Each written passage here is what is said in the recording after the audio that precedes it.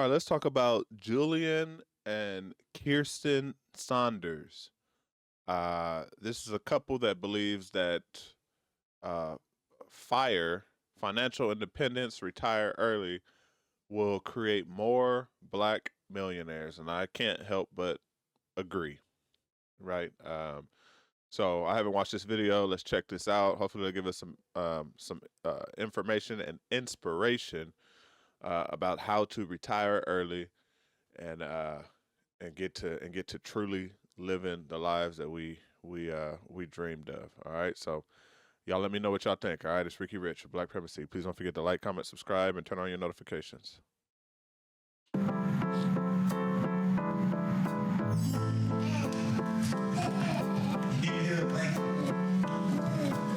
I'm Julian Saunders, co-creator of RichAndRegular.com, real estate investor, aspiring early retiree. And I'm Kirsten Saunders, mom to Bo, wife to Julian. I have a long list of things that I am. But most importantly, what did you say? Aspiring early retiree.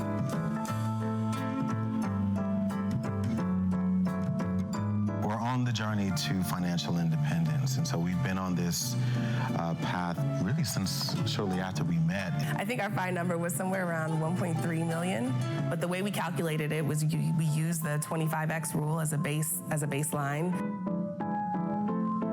When we first started it, it was closer to 1 million. But since then, we've had a child. We've started to incorporate our mother-in-law into our plans. We kind of multiplied it, then gave it a haircut, and then we're just kind of figuring it out.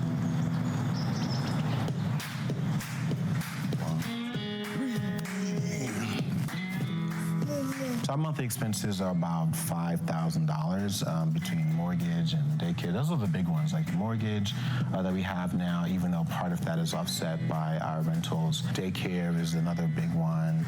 Good morning. But we've shaved where we can, and so we don't have cable. We've already paid off our student loan debt. We don't have any car notes. I still drive the same car that I bought in 2009. Kirsten still drives her old car. 2006. I don't have a gym membership. I use a state-of-the-art facility in my basement that I created. I think it's a misperception that you have to go to a gym to be active and to be healthy and to transform your body, and that's just not true. I YouTube everything from beauty routines, the things that I used to pay for, I now can do on my own. I bring my lunch to work almost every day. Yeah, those are some of the ways that we practice frugality.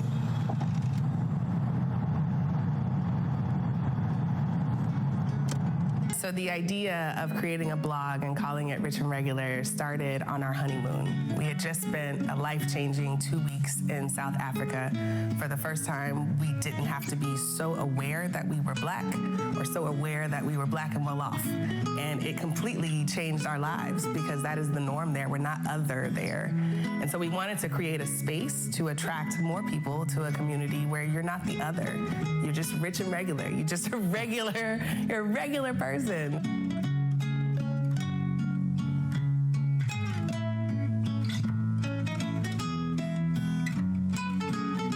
This was our first rental property.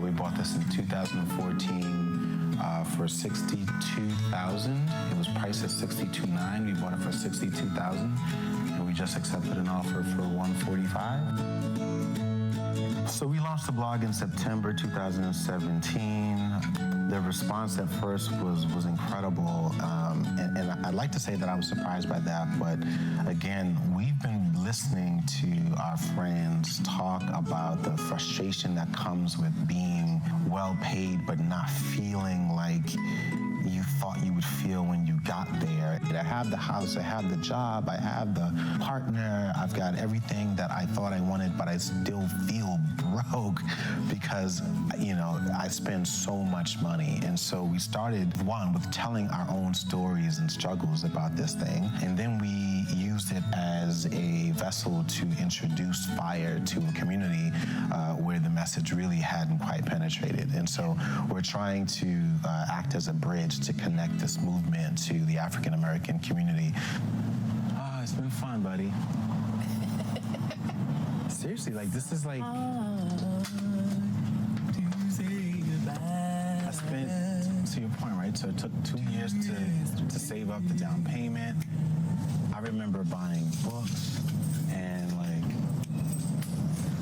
it's the whole process, Like you got to learn this stuff, and so now to see this is a literal closing of a chapter.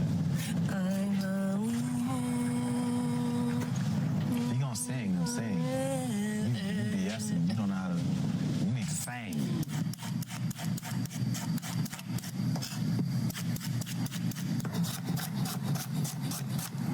We cook a lot at home. We do not go out to eat that often, and we have the benefit that I used to be a professional chef, and so I really apply that professional part of my brain to cross-utilize all the ingredients to make sure that there's no waste, because that also helps to keep the cost manageable. So they don't have prime rib, but this is a great example where I would consider, here it would be. So I could just get this entire side of New York strips. I can get 10 steaks out of this for $50. That's roughly a little over $5 a steak, which that's a great deal. Yeah, so $83. I've got pears, dragon fruit, probably 10 New York strips. My wife's from Texas, so she loves a good steak. So this will be Christmas come early. There's a recent study that showed that by 2053, the average black family net worth will be zero. And so it's 2019 now. We're trending down in the wrong direction, clearly. When we now turn inward and look at the FIRE community, many of the people that we've befriended and learned from, they've just taken very different approaches to ways to save, and the success rate is night and day. It's one of the reasons why we're attracted to the movement, but also one of the reasons why we're trying to share it with other people, because these are amounts that most people generally can't even wrap their heads around. But when you talk about how simple it is to do it, may not be easy, but it's relatively simple. It's say, hey, make a short-term sacrifice, trade off spending in these areas for a short period of time, and then after that, you can do whatever you want. I see that, and I see the movement as a pathway to create more black millionaires than I do corporate America, hands down.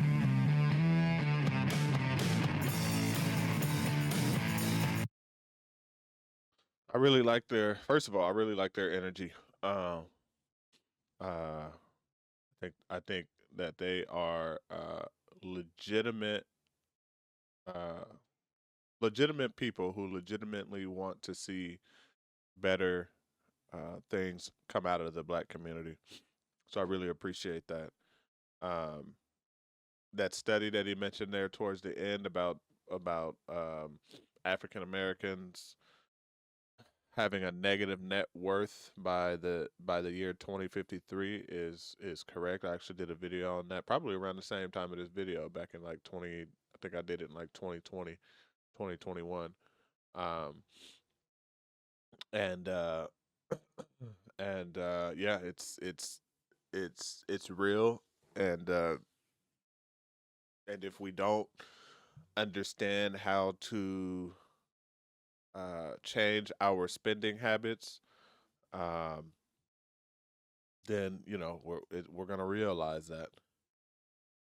Um, and it's not one of the. It's we hate to live frugal lives, right? But this is not something that you should be striving to do forever. Um, it's definitely something that you at the very least need to do, because you got quite a few options, right? You have the option to just not pay attention to your finances, buy try and keep up with the Joneses and work until the day you die and never really have true freedom. Right? What a lot of people don't understand is that your working years are limited to, let's say, 20 to 60, right? And not saying that you can't work after 60. It's just we all know that, especially in the workplace, ageism exists, right? Even if you are a healthy, uh, active 60-year-old, just the fact that you are in your 60s, 60 or older, uh, when it comes to the workplace, jobs are going to be less likely to hire you. That's just a fact, right? So if you don't decide to get your stuff together till you are 50 years old or in your 50s, when I say get your stuff together, I mean actually start paying attention to your spending habits and such. You realistically only have 10 years or less before you you are in a situation where your income uh, will become limited. Actually, in your 50s, it starts to become limited. If you decide to try and change your jobs in your 50s, it becomes increasingly more difficult, right? Um, and so, wasting your your um, earning income years, that those years I talked about between the ages of 20 and 60, or basically 20 and 50, really, by just spending and not thinking about the future is absolutely insane, right? If you could, even if you could live this frugal life for 10 to 15 years of that time, right, you'll be better off. And really, I mean, when I'm talking to people in my circle, I'm talking about living a frugal life just until you get your entrepreneurship uh endeavors together, just until you get that business started, or that service, or whatever income generating stream um that you can come up with. Once you're able to get that started, then you can start tapering out of the frugal lifestyle. I mean, at the end of the day, you still have to budget no matter how much money you make. But not like some of the things that they explain, like not going to the gym, and and what else? Taking her lunch to work, and driving old, 10, 15, 20 year cars is not something that you will have to do forever if you do two things. One, save and reinvest in the things that that have a good ROI, including your stock portfolio, 401k, and for sure entrepreneurship. Um, and two, live below your means. And well, and three, uh, uh, work to get out of working for somebody else. Like, these are the things that if you do, and if you do correctly, you won't have to live the frugal lifestyle forever. But let's just say you do live the frugal lifestyle forever. To me, my opinion, now this just becomes an opinion thing. That is that that life will yield you a better retirement than you just buying up everything now. And the argument to that is, I know people who just, especially people who just they don't care about retirement. And rightfully so in some aspects, right? They believe that any day you could die, any day you can not be around, any day anything could happen, any day the stock market could crash any day and wipe out everything that you have. You can make one decision every day, and wipe out everything that you have. And so their brain is more catered towards living the best life you can today, and not waiting till tomorrow. And like I said, in some respects, I understand that. I don't necessarily agree with it, because I'd rather plan for the better case scenario in that situation, which is for me to live until 100 years old. And so, uh, there's a lot of people that think like that who are going to likely regret it when they get into their 50s and 60s and they're still working and they're not able to they feel tired and they're not able to yield the same results as they once were when they were in their 20s and 30s. Right? So I think there should be a blend. I think we should aim to get out of I think we should start with being frugal and living well below our means. Start with that with the intention to create a system, a business, and entrepreneurship that will take us out of that and into being able to live the life that we want, buy whatever we want, um, and have the freedom of time ASAP as soon as possible.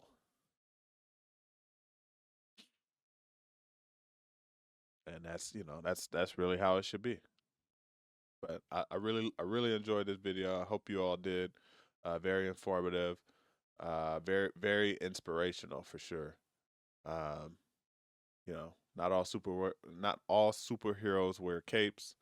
Uh, and yeah, this video is is definitely older, but um, still as relevant and as inspiring today as it was back in looks like 2020.